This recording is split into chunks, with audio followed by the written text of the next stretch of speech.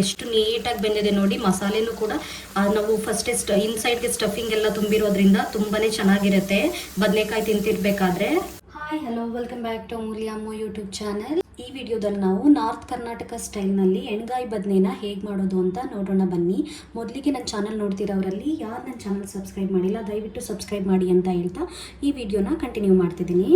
ಮೊದಲಿಗೆ ಎಣ್ಗಾಯಿ ಬದನೆ ಮಾಡಲಿಕ್ಕೆ ಬೇಕಾದಂತಹ ಇಂಗ್ರೀಡಿಯೆಂಟ್ಸ್ ಏನಪ್ಪ ಅಂತ ಹೇಳಿದರೆ, ಮೇಯ್ನ್ ಪೀನಟ್ ಜೊತೆಗೆ ಸ್ವಲ್ಪ ಒಂದು 1/4 ಸ್ಪೂನ್ ಜೀರಾ, ಅದ್ರ ಜೊತೆಗೆ ಒಂದು 4 ಕಾಳು ಮೆಂತ್ಯ, ಅದ್ರ ಜೊತೆಗೆ ಧನಿಯಾದ ಸೀಡ್ಸ್ ಬರುತ್ತೆ ನೋಡಿ, ಕೊರಿಯಾಂಡರ್ ಸೀಡ್ಸು, ಅದು ಸ್ವಲ್ಪ ಕಡಲೆಬೇಳೆ, ಒಂದು ಕ್ಯಾಶ್ಯೂ, ಇದು ಆಪ್ಷನಲ್ಲು, ಹಾಕೊಂಡ್ರೆ ಹಾಕೋಬಹುದು, ಹಾಕೊಳ್ಳಿಲ್ಲ ಅಂದ್ರೂ ಪರವಾಗಿಲ್ಲ. ಹಾಗೆ ಸ್ವಲ್ಪ ಎಳ್ಳು, ಅದ್ರ ಜೊತೆಗೆ ಒಂದು 4 ಕಾಳು ಮೆಣಸು, ಒಂದೆರಡು ಒಣಮೆಣಸಿನ್ಕಾಯಿ ಬರುತ್ತೆ ನೋಡಿ ಅದು, ಅದ್ರ ಜೊತೆಗೆ ಕರಿ ಲೀಫು, ಅದ್ರ ಜೊತೆಗೆ ಬ್ಯಾಡಗಿ ಮೆಣಸಿನ್ಕಾಯಿ, ಇದು ಕಲ್ಲರ್ಗೆ ಅಂತ ಹೇಳಿಬಿಟ್ಟು ಇದು ನಾನು 5 ರಿಂದ 6 ತೊಗೊಂಡಿದ್ದೀನಿ. ಅದ್ರ ಜೊತೆಗೆ ಸ್ವಲ್ಪ ತೆಂಗಿನಕಾಯಿ, ನೀವು ಮನೇಲಿ ತೆಂಗಿನಕಾಯಿ ಇಲ್ಲ ಅಂತ ಹೇಳಿದ್ರೆ ಕೊಬ್ಬರಿ ಕೂಡ ಹಾಕೊಬಹುದು, ಕೊಬ್ಬರಿ ಹಾಕಿದ್ರೆ ಇನ್ನೂ ಚೆನ್ನಾಗಿರುತ್ತೆ. ಸೊ ಅದಾದಮೇಲೆ ಸ್ವಲ್ಪ ರುಚಿ ಚೆನ್ನಾಗಿರುತ್ತೆ ಅಂತ ಅಂದ್ಬಿಟ್ಟು ಕೊತ್ತಂಬರಿ ಸೊಪ್ಪು. ಇದ್ರ ಜೊತೆಗೆ ಮೇಯ್ನ್ ಇಂಗ್ರೀಡಿಯೆಂಟ್ಸ್ ಏನಪ್ಪ ಅಂತ ಹೇಳಿದ್ರೆ, ಸ್ಪೆಷಲಿ ನಾರ್ತ್ ಕರ್ನಾಟಕದವ್ರು ಯೂಸ್ ಮಾಡೋದು ಹುಚ್ಚೆಳ್ಳು ಅಂತ ಬರುತ್ತೆ ನೋಡಿ, ಈ ಥರ ಬ್ಲಾಕ್ ಕಲರ್ ಸೀಡ್ಸು, ಇದನ್ನು ಜಾಸ್ತಿ ಯೂಸ್ ಮಾಡ್ತಾರೆ ಅವರು. ಸೊ ನಾನು ಇಲ್ಲಿ ಎಳ್ಳು ತೊಗೊಂಡಿರೋದ್ರಿಂದ ಸ್ವಲ್ಪ ಅಷ್ಟೇ ಹುಚ್ಚೆಳ್ಳನ್ನ ತೊಗೊಂಡಿದ್ದೀನಿ, ಟೇಸ್ಟ್ ಚೆನ್ನಾಗಿರುತ್ತೆ ಅಂತ ಹೇಳಿಬಿಟ್ಟು. ಹಾಗೆ ಇದ್ರ ಜೊತೆಗೆ ಸ್ವಲ್ಪ ಈರುಳ್ಳಿ, 1 ಗಡ್ಡೆ ಈರುಳ್ಳಿನ ತೊಗೊಂಡಿದ್ದೀನಿ, ಅದ್ರ ಜೊತೆಗೆ ಒಂದು ಟೊಮೊಟೊನು ಕೂಡ ನೀಟಾಗಿ ಚಾಪ್ ಮಾಡಿ ಇಟ್ಕೊಂಡಿದ್ದೀನಿ. ಹಾಗೆ ಬದನೆಕಾಯಿನ ಈ ಥರ 4 ಪೀಸಸ್ ಆಗೋ ಥರ ನೀಟಾಗಿ ನೋಡಿ, ಉಳ್ಕೆನಾದರೂ ಇದ್ದರೆ ತೆಗೀರಿ, ಈ ಕರೆಕ್ಟಾಗಿ ಕಾಣಲ್ಲ ನಾವು ಈ ಥರ ಕಟ್ ಮಾಡೋದ್ರಿಂದ. ಸೊ ನೀಟಾಗಿ 4 ಕಡೆನೂ ಈ ಥರ ಅಗಲ ಮಾಡಿ ನೋಡಿ ನೀಟಾಗಿ ಚಾಪ್ ಮಾಡಿ ಇಟ್ಕೊಳ್ಳಿ, ಈ ಥರ 4 ಭಾಗ ಮಾಡಿ, ಸೊ ದಟ್ ನೀವು ಸ್ಟಫಿಂಗ್ ತುಂಬಲಿಕ್ಕೆ ತುಂಬ ಈಸಿ ಆಗುತ್ತೆ. ಸೊ ಅದರಿಂದ 4 ಥರ ಡಿವೈಡ್ ಆಗೋ ಥರ ಈ ಥರ ಕಟ್ ಮಾಡಿ ಇಟ್ಕೊಳ್ಳಿ ಬದನೆಕಾಯಿನ. ಬನ್ನಿ ಈಗ ಮಸಾಲ ಪ್ರಿಪೇರ್ ಮಾಡಲಿಕ್ಕೆ ಎಲ್ಲನೂ ಬಿಸಿ ಮಾಡಿ ಇಟ್ಕೊಳ್ಳೋಣ. ಮೊದಲಿಗೆ ಹುರ್ಕೊಳ್ಳೋಕ್ಕೆ ಅಂತ ಅಂದ್ಬಿಟ್ಟು ಪೀನಟ್ನ ಆ್ಯಡ್ ಮಾಡೋಣ. ನೀವು ಹುರಿದಾಕಿದ್ರೆ ತುಂಬ ಚೆನ್ನಾಗಿ ಬರುತ್ತೆ ಎಣ್ಗಾಯಿ ಬದನೆ, ಅದರಿಂದ ನಾನು ಹುರಿದಾಕ್ತಾ ಇದ್ದೀನಿ. ಪೀನಟ್ ಎಲ್ಲ ನೀಟಾಗಿ ಬಿಸಿ ಆಗಲಿ. ಅದಾದ ನಂತರ ಕೊರಿಯಾಂಡರ್ ಸೀಡ್ಸ್ನ ಆ್ಯಡ್ ಮಾಡೋಣ. ನಾನಿಲ್ಲಿ 2 ಸ್ಪೂನ್ ಪೀನಟ್ನ ತೊಗೊಂಡಿದ್ದೀನಿ. ಪೀನಟ್ ಸ್ವಲ್ಪ ಬಿಸಿ ಆಯಿತು. ಈಗ ಅದ್ರ ಜೊತೆಗೆ ಕಡಲೆಬೇಳೆನ ಆ್ಯಡ್ ಮಾಡೋಣ.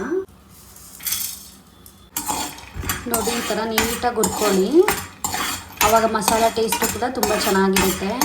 ನೋಡಿ ನೀವು ನೀಟಾಗಿ ಈ ಥರ ಹುರ್ಕೊಂಡ್ರೆ ಎಣ್ಗಾಯಿ ಗೊಜ್ಜು ತುಂಬಾ ಚೆನ್ನಾಗಿ ಬರುತ್ತೆ.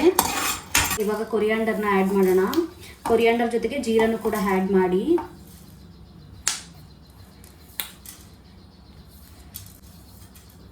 ಕೊರಿಯಾಂಡರ್ ಸ್ವಲ್ಪ ಮತ್ತು ಜೀರಾ ಸ್ವಲ್ಪ ಬಿಸಿ ಆದರೂ ಕೂಡ ಸಾಕು.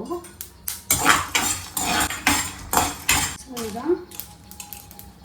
ಬ್ಯಾಡಗಿ ಮೆಣಸಿನ್ಕಾಯಿ ಮತ್ತು ಒಣಮೆಣಸಿನ್ಕಾಯಿ, ಹಾಗೆ 4 ಮೆಣಸನ್ನು ಕೂಡ ಆ್ಯಡ್ ಮಾಡಿದ್ದೀನಿ ಅದಕ್ಕೆ. ಇದು ಕೂಡ ಸ್ವಲ್ಪ ಬಿಸಿ ಆದರೆ ಸಾಕು. ನೀವಿಲ್ಲಿ ಕಡಲೆಬೇಳೆ ಮತ್ತು ಪೀನಟ್ನ ಸ್ವಲ್ಪ ಜಾಸ್ತಿ ಹುರ್ಕೋಬೇಕಾಗುತ್ತೆ. ಇದ್ರ ಜೊತೆಗೆ ಸ್ವಲ್ಪ ಕರಿ ಲೀಫು, ಕ್ಯಾಶ್ಯೂ ಇದ್ದರೆ ನೀವು ಲಾಸ್ಟಲ್ಲಿ ಆ್ಯಡ್ ಮಾಡ್ಕೊಳ್ಳಿ, ಅದು ಬೇಗ ಸೀದೋಗ್ಬಿಡುತ್ತೆ ಅದರಿಂದ. ಸೊ ಇದಕ್ಕೀಗ ಎಳ್ಳನ್ನ ಆ್ಯಡ್ ಮಾಡಿದ್ದೀನಿ. ಇದ್ರ ಜೊತೆಗೆ ಹುಚ್ಚೆಳ್ಳನ್ನು ಕೂಡ ಆ್ಯಡ್ ಮಾಡ್ತಾ ಇದ್ದೀನಿ, ಕ್ಯಾಶ್ಯೂ.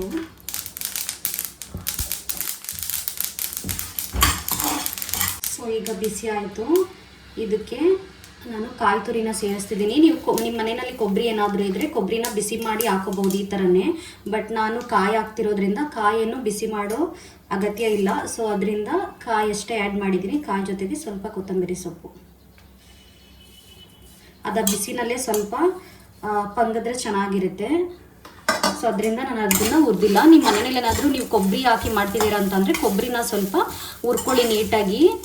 ಹಾಗೆ ಕೊಬ್ಬರಿ ಹಾಕೋದ್ರಿಂದ ನೀವು 2 ದಿನದಿಂದ 3 ದಿನ ಆರಾಮಾಗಿ ಇಟ್ಕೊಂಡು ತಿನ್ಬೋದು. ಸೊ ಹಾಳಾಗಲ್ಲ ಎಣ್ಣೆಕಾಯಿ ಬದನೆ. ನಾನು ಕಾಯಿ ಹಾಕ್ತಿರೋದ್ರಿಂದ ಅದನ್ನು ಹುರ್ಕೊಂಡಿಲ್ಲ. ಗ್ಯಾಸ್ನ ಆಫ್ ಮಾಡಿ ಜಸ್ಟ್ ಆ ಮಸಾಲೆಗೆಲ್ಲ ನೀಟಾಗಿ ಮಿಕ್ಸ್ ಮಾಡ್ತಾ ಇದ್ದೀನಿ. ಇವಾಗ ಆರ್ತಾ ಇರುತ್ತೆ. ಎಣ್ಗಾಯಿ ಬದನೆಗೆ ಒಗ್ಗರಣೆ ರೆಡಿ ಮಾಡಿಕೊಂಡು ಹಾಕ್ಬಿಡೋಣ. ಆಲ್ರೆಡಿ ಪ್ಯಾನ್ ಕಾದಿದೆ. ಸೊ ಅದಕ್ಕೆ 2 ಟೇಬಲ್ ಸ್ಪೂನ್ ಆಯಿಲ್ ಹಾಕಿ, ಇದಕ್ಕೆ ಸ್ವಲ್ಪ ಆಯಿಲ್ ಜಾಸ್ತಿನೇ ಹಾಕಿ. ಯಾಕೆ ಅಂತ ಅಂದರೆ ಬದನೆಕಾಯಿ ನೀಟಾಗಿ ಫ್ರೈ ಆಗಬೇಕು ಎಣ್ಣೆಯಲ್ಲಿ. ಅದು ನೀಟಾಗಿ ಬೆಂದಿಲ್ಲ ಅಂತ ಅಂದರೆ ತಿನ್ನೋಕೆ ರುಚಿ ಇರಲ್ಲ. ಸ್ವಲ್ಪ ಆಯಿಲ್ ಜಾಸ್ತಿನೇ ಹಾಕೊಳ್ಳಿ. ಸೊ ಅಲ್ಲಿ ಆಯಿಲ್ ಬಿಸಿ ಆಗ್ತಿರಲಿ, ನಾನು ಮಸಾಲೆ ಆರಿದೆ ನೀಟಾಗಿ, ಅದಕ್ಕೆ ಸ್ವಲ್ಪ ರುಬ್ಲಿಕ್ಕೆ ಅಂತ ಅಂದ್ಬಿಟ್ಟು ಸ್ವಲ್ಪ ಸಾಲ್ಟ್ನ ಇಲ್ಲಿ ಆ್ಯಡ್ ಮಾಡ್ತಾ ಇದ್ದೀನಿ.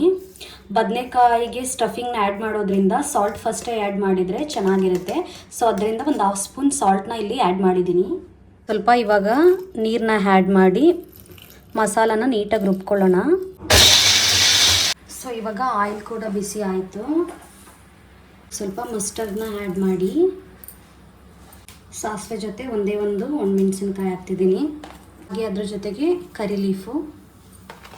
ಇದೆಲ್ಲ ಆಗಿದ ನಂತರ ಈರುಳ್ಳಿ ಚಾಪ್ ಮಾಡಿ ಇಟ್ಕೊಂಡಿದ್ನಲ್ಲ ಅದನ್ನು ಒಗ್ಗರಣೆಗೆ ಆ್ಯಡ್ ಮಾಡ್ತಾ ಇದ್ದೀನಿ. ಈರುಳ್ಳಿ ಹಾಕಿದ ನಂತರ ಒಂದು 1/2 ಟೇಬಲ್ ಸ್ಪೂನ್ ಜಿಂಜರ್ ಗಾರ್ಲಿಕ್ ಪೇಸ್ಟ್ನ ಆ್ಯಡ್ ಮಾಡ್ತಿದ್ದೀನಿ. ಅದನ್ನು ನೀಟಾಗಿ ಫ್ರೈ ಮಾಡಿಕೊಡಿ. ಈರುಳ್ಳಿ ಮತ್ತು ಜಿಂಜರ್ ಗಾರ್ಲಿಕ್ ಪೇಸ್ಟ್ ಫ್ರೈ ಆಗಿದ ನಂತರ ಹಚ್ಚಿಟ್ಕೊಂಡಿರೋ ಟೊಮೆಟೊನ ಇದಕ್ಕೆ ಸೇರಿಸಿ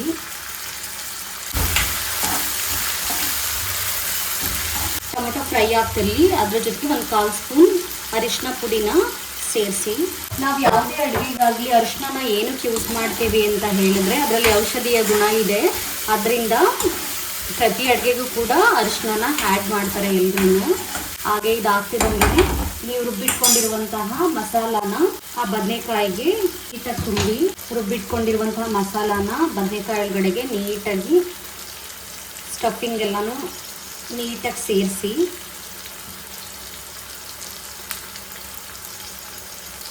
ನೋಡಿ ಈ ಥರ. ಒಬ್ಬೊಬ್ಬರು ಹಾಗೇ ಜಸ್ಟ್ ಬದನೆಕಾಯಿನ ಫ್ರೈ ಮಾಡಿ ನೆಕ್ಸ್ಟ್ ಮಸಾಲಾನ ಆ್ಯಡ್ ಮಾಡ್ತಾರೆ, ಹಾಗೂ ಕೂಡ ಮಾಡ್ಬೋದು. ಬಟ್ ಸ್ಟಫಿಂಗ್ನ ಈ ಥರ ಇನ್ಸೈಡ್ ನೀಟಾಗಿ ತುಂಬೋದ್ರಿಂದ ಈ ಬದನೆಕಾಯಿನ ತಿಂತಿರ್ಬೇಕಾದ್ರೆ ರುಚಿ ಚೆನ್ನಾಗಿರುತ್ತೆ. ನೋಡಿ ಈ ಥರ ನೀಟಾಗಿ ಮಸಾಲಾನ ಆ್ಯಡ್ ಮಾಡಿ ಬದನೆಕಾಯಿನ ಫ್ರೈ ಮಾಡ್ಲಿಕ್ಕೆ ಹಾಕಿ. ನೀವು ಆಯಿಲಲ್ಲೇ ಬದನೆಕಾಯಿನ ಆದಷ್ಟು ಫ್ರೈ ಮಾಡಿ, ಸ್ವಲ್ಪ ಹೊತ್ತು ಫ್ರೈ ಮಾಡಿಬಿಟ್ಟು ಆಮೇಲೆ ಮಸಾಲದು ನೀರೆಲ್ಲ ಹಾಕ್ಬಿಟ್ರೆ ಅದು ಬದನೆಕಾಯಿ ನೀಟಾಗಿ ಬೇಯಲ್ಲ. ಆಯಿಲಲ್ಲೇ ನೀವು ನೀಟಾಗಿ ಫ್ರೈ ಮಾಡಬೇಕು ಬದನೆಕಾಯಿನ. ಅದು ಕಲರ್ ಟರ್ನ್ ಆಗುತ್ತೆ ನೋಡಿ, ಅಲ್ಲಿ ತನಕನೂ ನೀಟಾಗಿ ಆಯಿಲ್ ಫ್ರೈ ಮಾಡಿ ನೀಟಾಗಿ ಒಂದು ರೌಂಡ್ ತಿರುಗಿಸಿ ಎಲ್ಲ ಕಡೆನೂ ಬದನೆಕಾಯಿ ಬೇಯಬೇಕು. ಆ ಥರ ನೋಡಿ ಈ ಥರ ನೀಟಾಗಿ ಫ್ರೈ ಮಾಡ್ಕೊಳ್ಳಿ ಬದನೆಕಾಯಿನ. ಆಯಿಲ್ ಸ್ವಲ್ಪ ಜಾಸ್ತಿನೇ ಇರಲಿ ಇದಕ್ಕೆ. ನೀವು ಆಯಿಲ್ ಹಾಕೋದ್ರಿಂದ ತುಂಬ ದಿನ ಇಟ್ಕೊಂಡು ತಿನ್ಬೋದು. ತುಂಬ ದಿನ ಅಂತಂದರೆ 15 ದಿನ 20 ದಿನ ಆ ಥರ ಅಲ್ಲ, 2-3 ದಿನಗಳಷ್ಟು ನೀಟಾಗಿ ಇಟ್ಕೊಂಡು ತಿನ್ಬೋದು, ಹಾಳಾಗಲ್ಲ. ಹಾಗೆ ಬದನೆಕಾಯಿ ಕೂಡ ನೀಟಾಗಿ ಫ್ರೈ ಆಗುತ್ತೆ ಆಯಿಲ್ ಸ್ವಲ್ಪ ಜಾಸ್ತಿ ಇದ್ದಷ್ಟು. ಅದರಿಂದ ಆಯಿಲ್ನ ಸ್ವಲ್ಪ ಜಾಸ್ತಿ ಆ್ಯಡ್ ಮಾಡ್ಕೊಳ್ಳಿ ಇದಕ್ಕೆ. ಬದನೆಕಾಯಿ ಫ್ರೈ ಆಗೋ ತನಕ ಈ ಥರ ನೀಟಾಗಿ ತಿರುಗಿಸ್ತಾ ಇರಿ, ಅದರಿಂದ ಎಲ್ಲ ಕಡೆನೂ ಕೂಡ ನೀಟಾಗಿ ಫ್ರೈ ಆಗುತ್ತೆ. ನೋಡಿ ಆಲ್ಮೋಸ್ಟ್ ಆಲ್ರೆಡಿ ಅರ್ಧ ಬೆಂದೇ ಹೋಯಿತು. ನೀವು ನೀರು ಆ್ಯಡ್ ಮಾಡಿಬಿಟ್ರೆ ತುಂಬ ಹೊತ್ತು ತಗೊಳುತ್ತೆ, ಆಲ್ಮೋಸ್ಟ್ ಬದನೆಕಾಯಿ ಬೇಯೋದೇ ಇಲ್ಲ ನೀವು ಮಸಾಲಾದು ನೀರೆಲ್ಲ ಆ್ಯಡ್ ಮಾಡಿಬಿಟ್ರೆ. ಅದರಿಂದ ನಾನು ತುಂಬ ಟೈಮ್ ಹೇಳ್ತಾ ಇದ್ದೀನಿ ಆಯಿಲ್ನಲ್ಲೇ ಫ್ರೈ ಮಾಡ್ಕೊಳ್ಳಿ. ನಾನು ಕೂಡ ಇದು ಸ್ಟಾರ್ಟಿಂಗ್ ಟ್ರೈ ಮಾಡಿದಾಗ ನೀಟಾಗಿ ಫ್ರೈ ಮಾಡಿರಲಿಲ್ಲ, ನೀರನ್ನ ಆ್ಯಡ್ ಮಾಡಿಬಿಟ್ಟಿದ್ದೆ. ತುಂಬ ಹೊತ್ತು ತೊಗೊಂಡಿತ್ತು ಬೇಯಲಿಕ್ಕೆ, ಅದು ಪ್ರಾಪರಾಗಿ ಬೇಯ್ದು ಇರಲಿಲ್ಲ.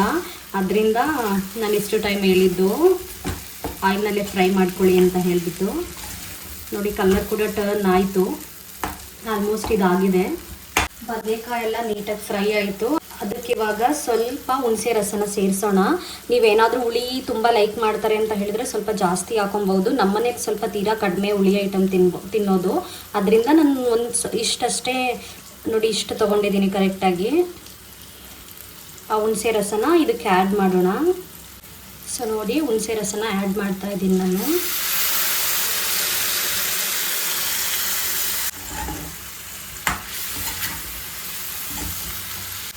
ಹುಣಸೆ ರಸದಲ್ಲೂ ಸ್ವಲ್ಪ ನೀಟಾಗಿ ಬೇಯಿಸಿ, ನೀಟಾಗಿ ಫ್ರೈ ಆಯಿತು. ಇವಾಗ ರುಬ್ಬಿರುವಂತಹ ಮಸಾಲಾನ ಇದಕ್ಕೆ ಸೇರಿಸೋಣ.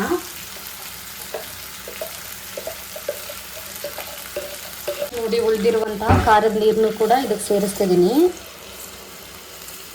ಇವಾಗ ಒಂದ್ಸರಿ ರುಚಿ ನೋಡಿ, ನಾವು ಮಸಾಲಾಗೆ ಸಾಲ್ಟ್ ಆ್ಯಡ್ ಮಾಡಿರೋದ್ರಿಂದ ಏನಾದರೂ ಸಪ್ಪೆ ಇದೆಯಾ ಅಥವಾ ಇನ್ನೊಂದು ಸ್ವಲ್ಪ ಆ್ಯಡ್ ಮಾಡ್ಬೋದು ಅಂತ ಅಂದ್ಬಿಟ್ಟು ಒಂದ್ಸರಿ ಚೆಕ್ ಮಾಡ್ಕೊಳ್ಳಿ.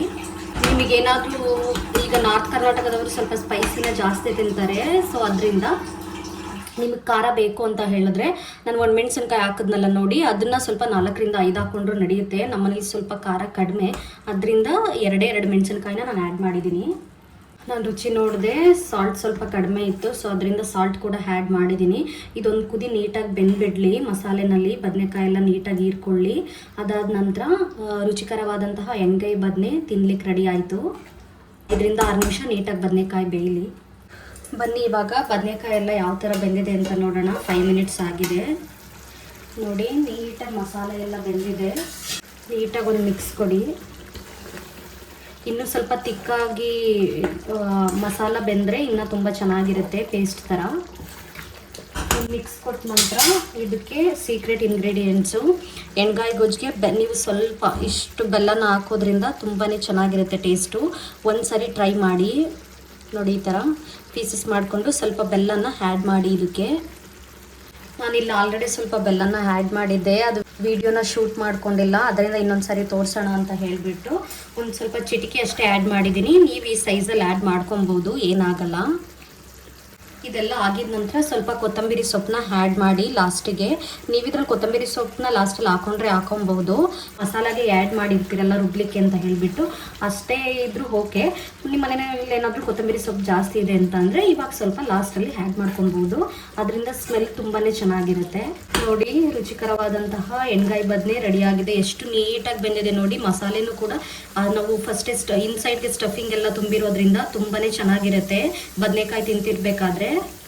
ನೋಡಿ, ನೀಟಾಗಿ ಆಗಿದೆ. ಮಸಾಲನೂ ಅಷ್ಟೇ ತುಂಬಾ ರುಚಿಯಾಗಿರುತ್ತೆ.